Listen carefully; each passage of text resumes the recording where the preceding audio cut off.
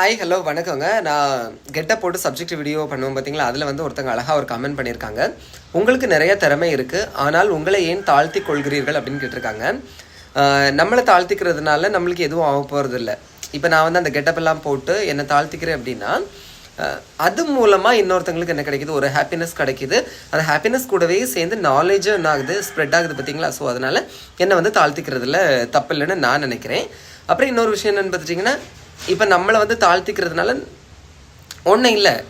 சின்ன எக்ஸாம்பிள் என்னென்னு பார்த்தீங்கன்னா, இப்போ நம்மளை ஒருத்தங்க காயப்படுத்திட்டாங்க, அவங்க யாருன்னு நம்மளுக்கு தெரியுது.